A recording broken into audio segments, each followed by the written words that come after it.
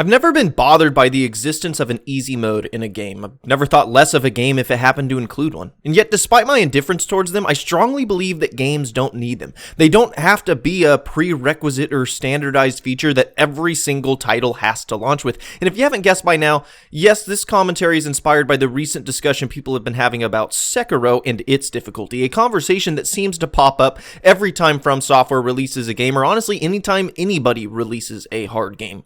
The argument is that these games are too hard. An easy mode should be added to accommodate those who can't or don't want to deal with the punishing difficulty, and oftentimes these discussions dissolve into surface-level flippant dismissals from both sides. Oh, you just need to get good, or oh, you're just an insecure, toxic elitist. Honestly, there's way too many good discussions to be had within this topic for it to be dominated by these kinds of snarky arguments. And so today, I'd like to go into detail and discuss how I see it, and give a more in-depth argument against the idea of adding easy modes beyond the get good rhetoric you so often hear. Because while I acknowledge the concerns from the other side of this debate, I do think there are legitimate reasons to fight against lower difficulty options in some of these games, and by focusing so much on that particular solution, we rob ourselves of a greater conversation. And there's no better series to make the focal point of this video than to look at From Software's lineage of experiences and not just strictly Sekiro itself. Now, there's quite a bit to cover, so please hold your comments until the end, and I hope this can spawn something more positive.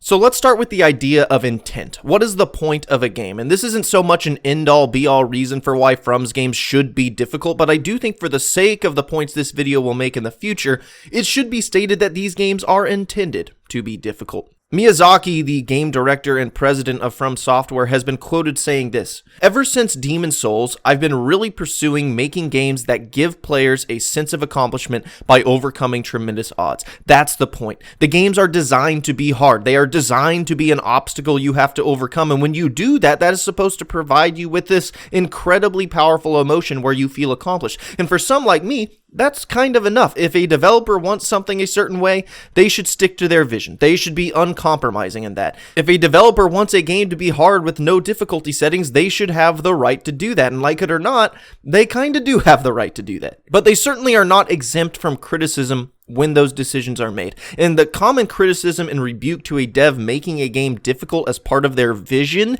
is that there should still be options to allow players to play the way they want. It's not a bad thing to broaden the options to allow other players who may not be keen on the initial intent to have fun in their own way, and I don't necessarily disagree with that. It's kind of like death of the author, but I don't even necessarily think the author's vision has to die in order for it to be appreciated by more people. However, when difficulty, or more accurately, overcoming an obstacle, is the point, and so much of the game is built around that idea of overcoming the odds, providing options to artificially make those obstacles easier is a lot more potentially damaging than in a traditional game for a multitude of reasons. An example I kept thinking of for some reason is Portal or puzzle games. Puzzle games can be incredibly difficult and hard. That is the point. It's to solve a puzzle. Players play these games to solve problems and feel a sense of accomplishment because of that. But what if you applied this same argument to a puzzle game? Portal's too hard. I just want to play it for the funny dialogue and story. And so to accommodate that, what if on every level they just added an easy solution that could be used to bypass all of the complex encounters a developer designed for any given area? Oh, I could figure out some insane way to get to the end, or I could just teleport straight to the exit and keep going. Now, I think everyone can kind of admit that would be a little weird. That would defeat the purpose of the game, but that's kind of similar logic to what I hear. The easy solution to the Portal puzzle doesn't hurt your experience. You can still try and find the harder one, but we can just teleport straight to the exit to continue to hear the funny jokes, and your experience is completely unaffected. Well, I'm hoping that example is extreme and weird enough so that it kind of gets the gears churning. It would be really strange to eliminate the need to solve puzzles in a game about solving puzzles, and you can't really make puzzles easier because then you just have a different puzzle entirely, and that's kind of the mindset I have with the Souls games. Why eliminate the need to overcome obstacles in a game about overcoming obstacles? Because I would argue making an easier Dark Souls makes a different game entirely. Well, I'm aware that puzzle games and games like Sekiro are very different, and there are absolutely quite a few puzzle games that have assistance in them. For instance, you don't really need an easy mode in Portal. If you ever truly get stuck, you could just look up the solution online and keep going. You can just find someone else who's done it and get the solution from them. You can go get help. And this idea kind of lends me to my first real point. There's a very common argument I hear, and it's that easy modes are inconsequential to the experience. It doesn't hurt you, and it doesn't hurt the game if I get to play it in this way, my way. Your experience is unaltered. Well, I disagree. I disagree because From's games like Dark Souls are not meant to be experienced singularly or as an individual, but rather we all experience it and get through it together. It's not about my experience or your experience, it's ours. And that's not just some lame hand-holdy bullshit I made up. That principle is built into the very fabric of the Dark Souls experience. That idea and concept is highlighted throughout almost the entirety of the game's design. Its emphasis on mystery and ambiguity. You are left to wander this world with only very vague pieces hinting at what your purpose is, and that goes for everything. Its method of storytelling, its world building, and yes, the gameplay itself. To take all of these fragments of the puzzle and put them together, that is an integral pillar to From's games, and it's that idea of finding solutions or answers and sharing those solutions or answers that's so incredibly powerful. You look at the story of From's games, which is often very indirectly told. It's completely left for the players to discover together, and that aspect is so powerful it has spawned YouTube channels of over 1 million subscribers. Channels like VatiVidya dedicated to sharing this with people, and the community comes together and puts the pieces in place to give context to this mysterious world, and that's compelling. You don't get that sort of collaboration and interaction in traditionally told stories, and the same rules apply for the gameplay itself. Likewise, encounters are a bit like a puzzle. Environments hold secrets. Each new enemy provides a new set of challenges, and those create problems and obstacles to overcome, and it promotes finding solutions and sharing them. From's games want you to reach points where you go, oh, what the hell am I supposed to do? It wants you to feel challenged. At first, it wants you to find the solution for yourself. Try, learn, experiment with various tactics, explore for things that might help. That's a huge part of the game. But it also doesn't mind if you fail. When you fail, they don't want you to go online and complain on Twitter about how the game needs to be easier. They want you to go on YouTube, or they want you to go look at a wiki. They want you to go on Reddit or a forum, and they want you to talk about it with your friends or other people who are playing the game, and they want you to engage with the community. The difficulty of From's games drives engagement. It has made the presence of their titles online absolutely massive. It wants you to seek answers. It wants you to interact and discuss and learn from others, and if you're the one to discover something, they want you to share it. This principle is literally a feature in many of their games where you are allowed to write messages and hints for other players to read as you both progress through this game together. And when you discover something, tell people about it. Hey, try a plunging attack against this boss, or hey, there's an illusionary wall ahead. Maybe something's hidden here that will help you. That's the true spirit of the Soulsborne games. And I know that's sometimes clouded by the annoying get good bros who create this horrible gatekeeping barrier for people and this stigma that these games are some sort of trial you must face alone only for the hardcore, but they aren't.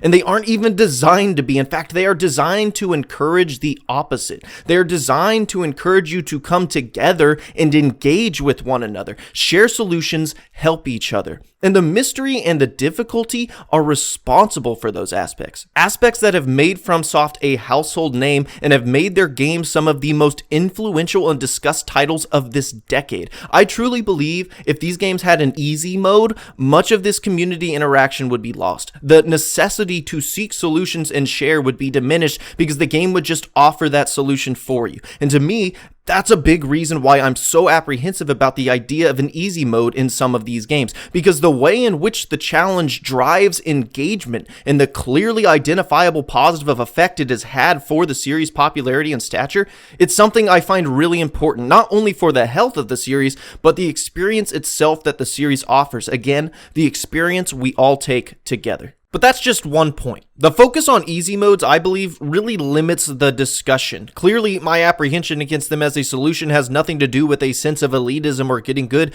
because I'm all for players getting help and looking the answer up online. In fact, I think that has positive ramifications on the game. But it also kind of ties into another idea, and that is the idea there is multiple ways of assisting players. There are more solutions designers can provide players than just this artificial upfront slider that tones the game down in various ways. I understand why people cling to that so often because it is a common feature and it's something that From's games typically do not have, but there are more ways to help players overcome obstacles, and we can see examples of this in the Soulsborne games themselves. One example I like to point out is the ability to kindle a bonfire in the first Dark Souls. In it, you could offer up an in-game resource, humanity, to allow you to essentially upgrade chosen locations so that those checkpoints would give you more Estus flasks or health potions for those unfamiliar. This was great because it meant if you were getting stuck in a certain area, you could kindle a bonfire to make that area easier for you. It gave you the ability to heal more, but it was implemented in a way that felt true to what the series is. For instance, it had trade-offs. You had to spend a resource to do it, so you couldn't just abuse it. There was a degree of strategy and decision-making you had to consider. But if you did get stuck, it was something that was available to you, and it was interesting. Instead of an easy mode, the game offered an in-world solution that ties in with the lore and the mystery, and it feels like it's part of this universe and not some toggle you switch in a menu. It was contextual, and it didn't change the game or make it feel different so much as it allowed you to just make more mistakes in that given area. It was a method of assisting a player, but in a way that felt more thematically in line with the game's identity. Another big one the series has offered in the topic of providing assistance to players is the concept of summoning. Soulsborne games in the past have allowed you to bring other players into your game to help you. I actually saw someone bring this up as a defense in favor of the idea of easy modes. Oh, I think easy modes are far less detrimental to a Souls game's identity than the idea of summoning players to help you. That completely defeats the goal of overcoming a trial on your own. Except, as we discussed, that's not actually the point of Souls games. That's the false perception some people have, but really it plays into the true identity of the game, where people come together to solve problems, and the ability to literally call another player into the game to help you is just another way these games encouraged that interaction. If you're stuck in Dark Souls, call in a friend, call in another player, literally do it together. Do you see that theme? It makes the game easier without needing an easy mode. It gives the players an option of assistance in a way that promotes the game's themes. It's something you always have if you need it, and if you don't have friends, well, there are also NPCs you can summon into the game. For me, I always tried to beat them on my own with no summons, but the fact it was there for people who need help doesn't bother me, and it doesn't bother other players for the most part. In fact, one time I needed it. I tried to beat Smog and Ornstein for literally weeks. I refused to use that help at first, but eventually I summoned Solaire because I felt like I needed a bit of help. That's fine. That's okay. Those assists are there for you. They are just thematic to the game. They aren't an obvious, blunt, lowered difficulty setting. They're more subtle, much like many of the game's other traits. The last example I want to highlight is one of my favorites from Bloodborne. One of the early bosses, Father Gascoigne, is a pretty big difficulty barrier for a lot of people. I have no problem with admitting that he gave me a lot of trouble. His final phase especially is very tough, but there is a solution to this fight. There is an in-game assist you can use to help you. When exploring Yharnam, you can discover a bit of a side quest, and from this side quest, you can receive a music box. This music box, when played in the Father Gascoigne fight, stuns him, making him way easier. And you piece it all together, and you find out this family you've been talking to is Gascoigne's, and playing the music box for him makes him weep, and there's all of this wonderful lore tied to why this is. So when you break it down, you have this incredibly difficult boss to overcome, where you can find this alternative solution with compelling lore attached to it that promotes this sense of discovery, and it simultaneously makes a very difficult early level boss easier for you. That is an interaction that you just don't get if the solution is instead to turn the difficulty down. And even if you couldn't find that solution by yourself, as we just talked about, it's okay if you looked that up, if you engaged and came across that solution. It's this ultra interesting moment that just beautifully combines all of the traits of the Soulsborne series together. If you're interested in the gameplay aspects, this has ramifications to help you in your journey, but it's wrapped in this environmentally told story that those interested in the lore can find equally compelling. In fact, the aforementioned VaatiVidya made a video about this very thing, piecing it together for you again, driving engagement for the game. That video has 1.7 million views, by the way. And the community doesn't look down on this as a cheat. It doesn't get angry that this is in the game. For the most part, they think this is awesome. to have this method of helping players, yet it be this thing you have to discover, and this thing that simultaneously is attached to a heartbreaking story, something that you want to share for multiple reasons. It represents the Soulsborne identity perfectly and offers the assistance for those who need it. And those are just some specific ways across a variety of From's games that they have allowed you to do this, but really, it's built into the moment-to-moment gameplay itself. Different enemies have different weaknesses. Different gear works better for different encounters. Yes, those sorts of assists are there for you, but the difficulty also encourages you to find solutions within the gameplay itself. The quote from Miyazaki I mentioned at the start actually has more to it. The whole thing reads, "Ever since Demon's Souls, I've really been pursuing making games that give players a sense of accomplishment by overcoming tremendous odds. We've added new items and weapons over the course of the series, and having a certain level of difficulty adds value to those, because they incentivize players to experiment more with character builds and weapon loadouts. When you enter an encounter, they don't want you to get your ass kicked and turn the difficulty down. They want you to experiment. Getting your ass kicked by the moonlit butterfly, well, it uses a lot of magic-based attacks, so perhaps magic-resistant gear like the Crest Shield will help you in this fight. Getting walloped, learning the fight, optimizing your gear, and trying different combinations, that's the game. And just to re-emphasize it one more time, even if you have to look up what those optimizations or strategies are, that's okay. Easy modes diminish this aspect of the game, an aspect that clearly From Software values very much, and you could say, I don't care about any of that stuff. I don't care about learning the fight or trying different gear. I want an easier Dark Souls, but the problem is an easier Dark Souls isn't really Dark Souls at all. It's a completely different game, and I hope thus far I've been able to show you a somewhat compelling reason for why these games shouldn't compromise on their base difficulty, because that difficulty promotes engagement. It promotes compelling gameplay and incentivizes you to experiment and try new things, which in turn provides a sense of discovery and accomplishment. And most importantly, because easy modes aren't the only way to help players, and it isn't the only way to make games accessible. That is right now a big emphasis in the discussion of this topic. It went from, this game is too hard, it needs an easy mode, in which people responded, don't do that because that could be detrimental to a lot of aspects of the game, to which other people responded, what, you don't think games should be accessible for disabled people? Of course not. If you've been paying attention, you may have realized that this game isn't really about Sekiro, the game that restarted this conversation. In fact, I've barely mentioned it, because it's not about difficulty at all, per se. It's not about maintaining barriers or keeping things exclusive for hardcore gamers or standing up and defending the idea that games are something that need to be conquered. It's not about getting good. It's not about excluding people. It's about broadening the idea and understanding of what games can be, to try and change the perception that the same solution can work regardless of what experience it is applied to. And that's where I truly take issue with the idea of easy modes, because I don't think games that are intended to be difficult always benefit from that as a solution. And when these conversations pop up, and they will arise again, let's have a deeper discussion about it. Let's explore alternative solutions. And while we're all interacting online, there's that theme again.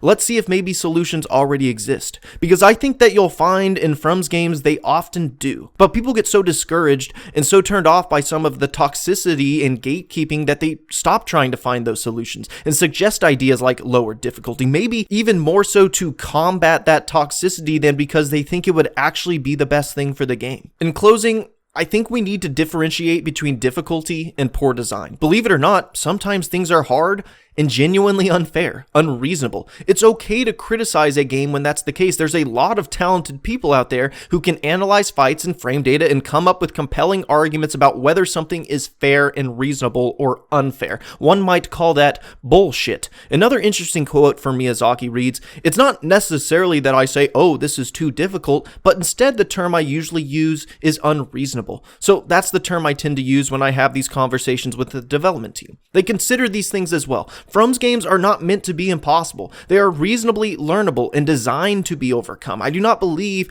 these games are inaccessible. Of course, everybody's different. I can't discount the struggles that any one individual faces, but I can say for individuals who feel intimidated by these games and feel like maybe they're not for them and they're afraid to try, I think you should try them. I despise the idea that someone can't experience a FromSoft game. I despise the mindset some individuals have that these games are only for the hardcore. I think they're a game I could recommend to anybody. They're complex, but simple to pilot. They reward patience more so than quick rapid-fire button presses. In fact, these games have pretty lengthy animations that have to play out before you can perform another action. That's part of their strategy. They are learnable and honest enough to where people who take the time to learn encounters can master them to the point of perfection. I recently saw a video of someone beating the Nameless King in Dark Souls 3 on a Dance Dance Revolution pad. He's considered one of the hardest bosses in the game, and yet is learnable enough to where you can memorize his behaviors and perform the correct actions even with suboptimal input methods. I've seen people beat these games with Guitar Hero peripherals.